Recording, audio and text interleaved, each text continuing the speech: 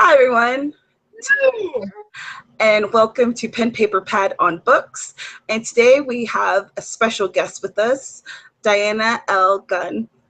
Good to be here. It's so good to finally have you.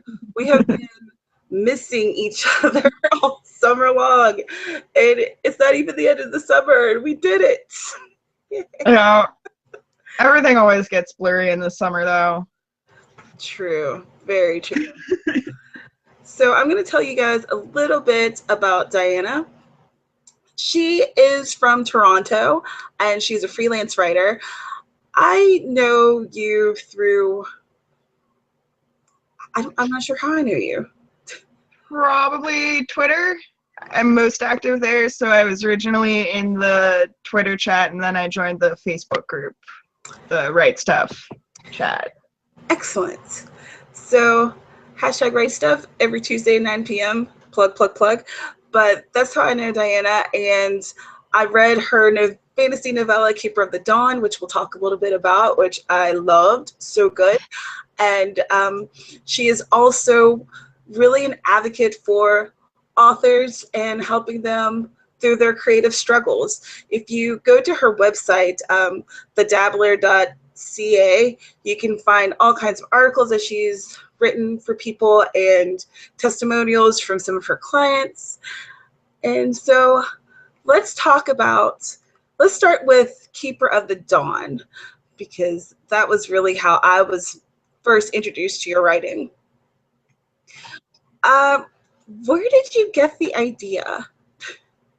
Wow, I actually, shameless plug, made a video about this on my own YouTube channel last week. But essentially, the main character, Lai, sprang out of a completely different project I was working on, and I realized that I kind of hated the project I was working on, but I really liked Lai, so I just started writing her story instead.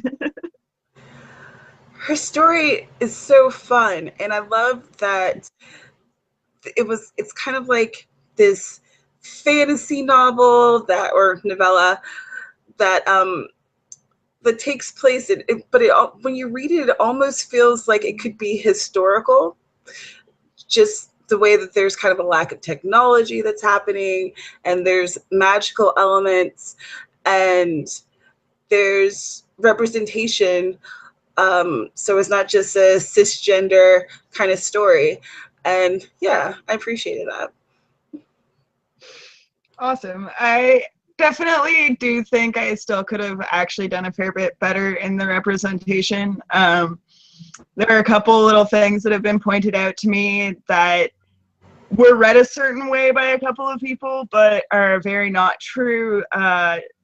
Namely, the one culture that Lai doesn't really enjoy spending time in is monotheistic, and that was misinterpreted by someone as anti-Semitic, but honestly, that came out of my bias against Christianity because I was raised pagan, and so I was A, bullied all the time for not being Christian, and B, just sort of raised with this idea that, like, I'm reviving an old religion that was killed by Christianity, and I grew up with a very deep-seated hatred of Christianity. So I kind of wish that influence wasn't so heavy in Keeper of the Dawn, and if I were to do a second edition, I might revise that so it can't be misconstrued that way. But otherwise, I really do love the book. There's a lot of great stuff in there, and I was so happy when I realized my main character was asexual because, well, first off, I don't really like writing sex scenes. But also, I have realized that I'm kind of on the asexual spectrum. Like, the term is gray sexual, which it basically means I'm not attracted to a lot of people. Like, it takes a very rare person for me to be physically attracted to them. And so it was really cool to sort of realize that as I was actually realizing that for my character. Could you just give the people like a short summary in case they're not sure of what this novel's about from what we've said? So Keeper of the Dawn is the story of Lai, who has been training since she was a little kid to become a priestess. like her mother and her grandmother before her. The story begins when she's going into the priestess trials, but she fails to become a priestess, and she has to find her way, and she travels through a kingdom that she doesn't really like very much before finally finding a new place that she can call home. Excellent. And it's definitely a fun read, and it's a YA, if I'm not mistaken. Yes. Yep. All right, so from there, let's talk a little bit about how you like to help other writers. So that's definitely a passion of mine. If anyone's watching and has watched this channel a little bit before, you know that I kind of like talking to writers and helping writers out, and we have that in common. So how do you like to help other writers? I think a lot of what I do is just really encouraging people. I have attention span problems, so I find myself, if I don't switch focus every like half hour or so, I get really exhausted really fast. It's kind of strange. So I just sort of like zone out of my task every half hour or so, and usually I check Twitter and I just like yell at people who are writing and congratulate people who've accomplished word count goals. That's like a super simple thing that I think a lot of authors could really do just to support each other more.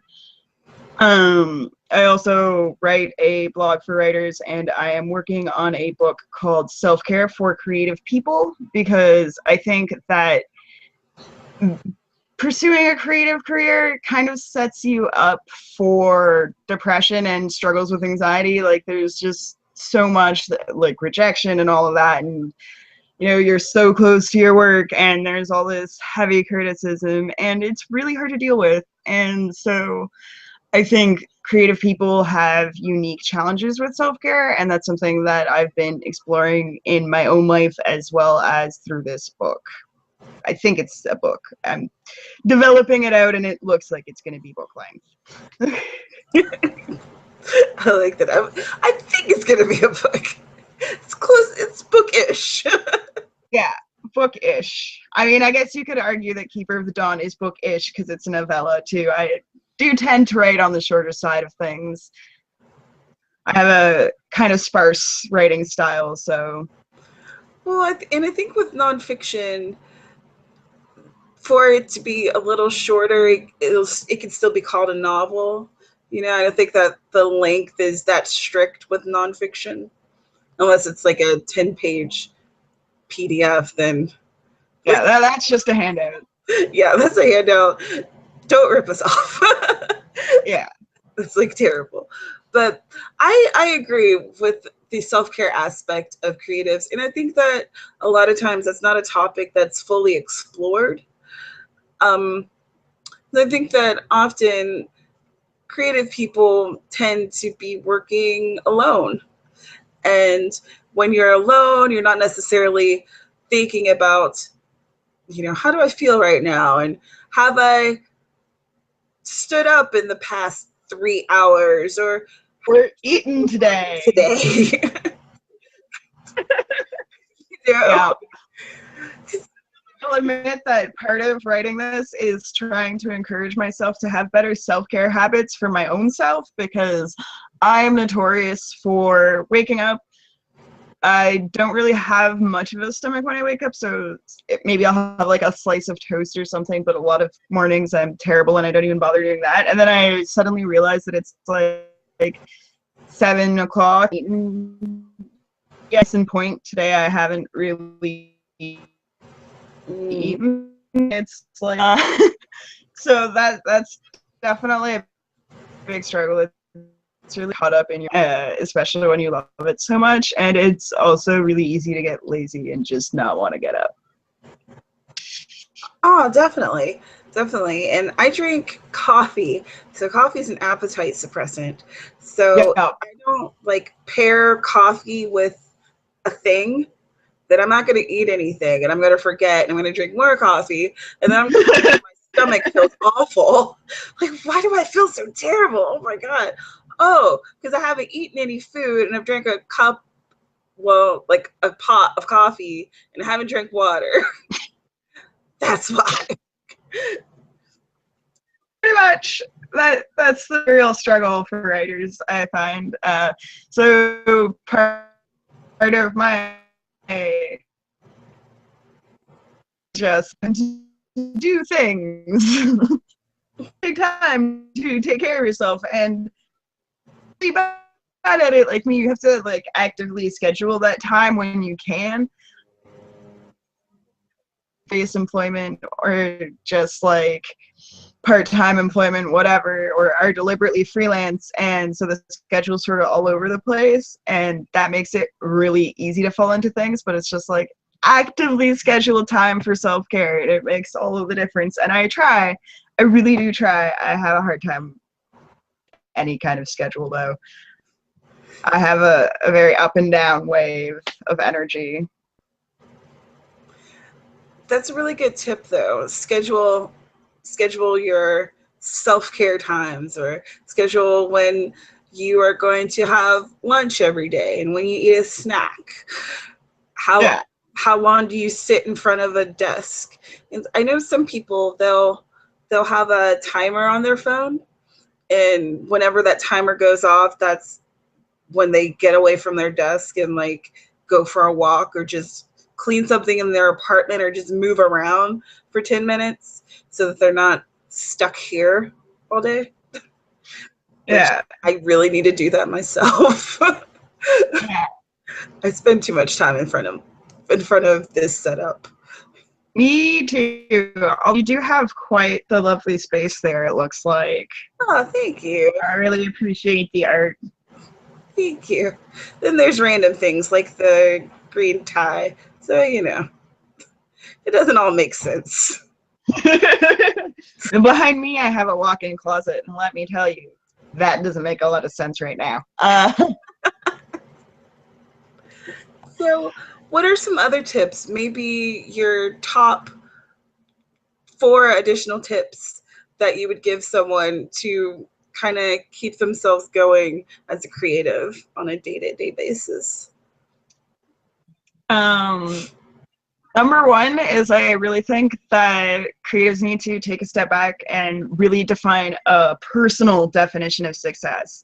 Something that is like their unique marker of success, because too many people get caught up in like really specific, like, oh, I have to make this much money to be considered a success, blah blah blah. And like they get caught up in this rat race. And really, like, first off, I think if you're really struggling with this idea of success and it's really hurting you, you should maybe just decide you're going to write for yourself for now, and like figure out other ways to ease the pressure as you go along, and just do that, because you're not writing authentically at that point. Even you're not creating authentically, you're creating out of this need to kind of like conform to someone else's idea of success.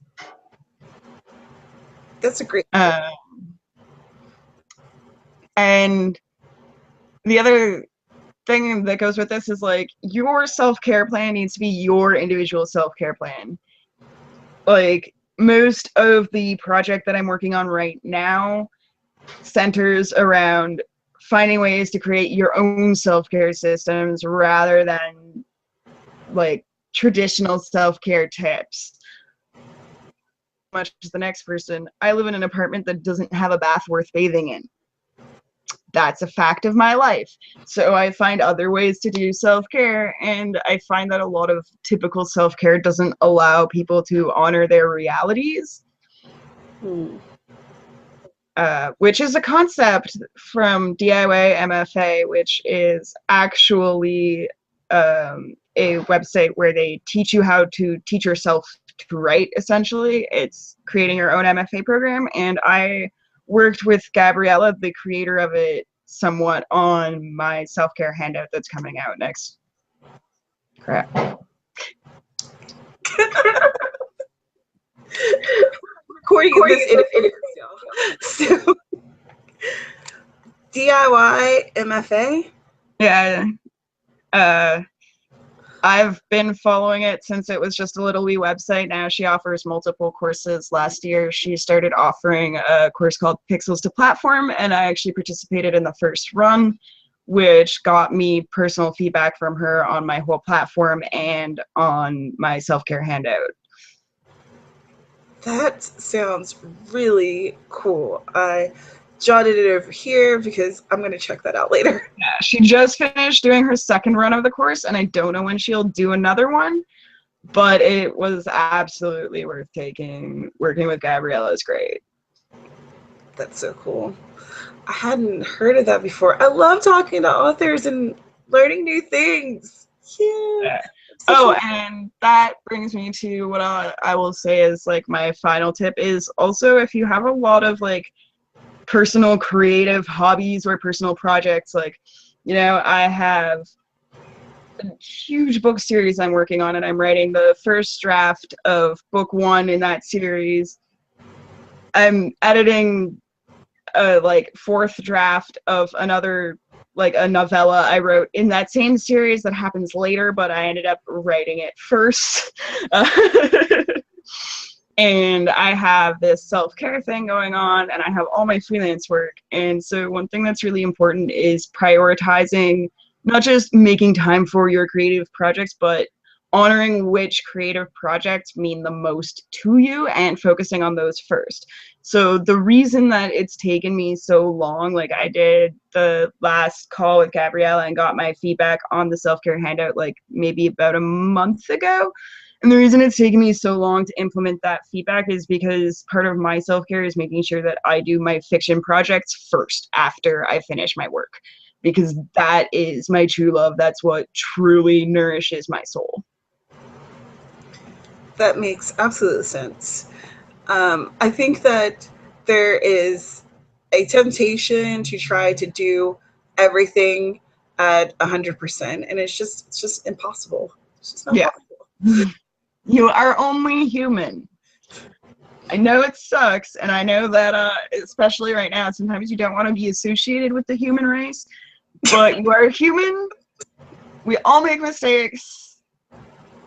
We are all imperfect. That's just the reality. The only thing that is perfect is cats. Cats are pretty awesome. Yeah. I wish I could have a cat here. I also wish I had a better bathtub. like, Fair enough. like our bathtub, it's so short that a child and maybe like, a large dog could take a good bath, but Yeah. it's not so much. Yeah, it's a problem. Definitely. Is there anything else that you'd like to talk about before we kind of end this one out? Uh, I don't think there's anything else. I think we covered everything. This was a pretty thorough conversation, and I am actually kind of hungry because, as I mentioned, I haven't eaten in a really long time. So, pro tip, eat food more than like once a day. It's good for you. I'm working on it too. I know it's difficult. Start with breakfast. Yes. Or like actually have breakfast. Pro tip. So thank you so much, Dianna. I really appreciate it. You gave us some great tips. You gave us some resources. I'm going to leave links to your blog and your YouTube channel and your Twitter and your book in the description. So please, y'all, go check her out. She's really cool. I think she has a lot of good things to share with you. And I'm just so glad that we finally got to connect. It's been pretty great chatting with you too. I'm super excited. I can't wait to see how this video looks. Me too. Hopefully it'll look decent. All right, everyone. Thank you so much for tuning in. This again is Pen Paper Pad on Books, where I talk to indie authors about the topics that interest them. And I will see you in the next one. Bye. Bye.